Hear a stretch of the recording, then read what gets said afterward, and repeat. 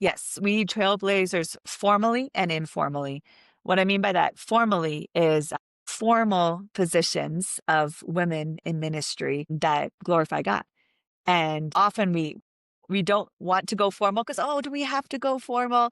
But formal positions is powerful culturally for others to grow up and see, oh, this is good. This is celebrated.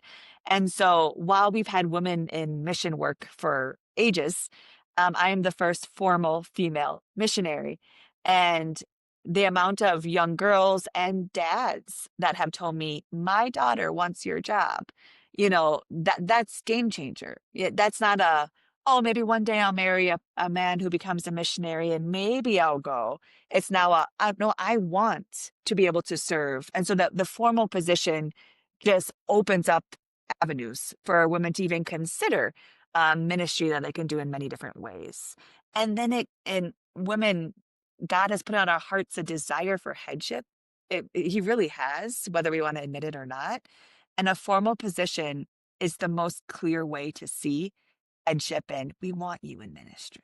We want to partner with you in ministry. And so it's not like ooh, I'm going to go rogue. So I'm going to go and join this group or I'm going to join this group and then I can serve. It's like, no, there's a place for me. And my headship has created that place for me. That's beautiful. And then informally, I guess you can say we need trailblazers in role modeling what it looks like for men and women to partner together in ministry, with men being the heads. We need to see this in action. And we hardly ever do. We get to talk about what it looks like. And then women are left with so many questions about, but then what about this? Or what about this? Or what about this? And we're left with just the burden on our shoulders of how does this carry out?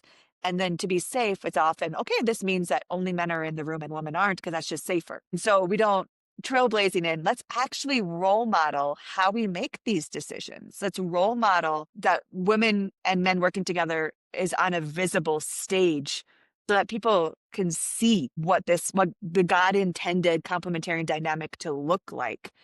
We can't just talk about it and then women never see it out anywhere. And that was one of the most beautiful things for me when I came on the team is I got to sit in the room where I heard I call them my headship, my heads, because I have many of them, but I got to hear them debate things about my role. I got to hear them debate things about women in the program. I got to hear it because I was in the room.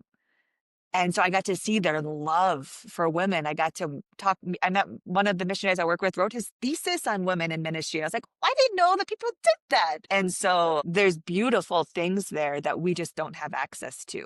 And simply because it's not visible.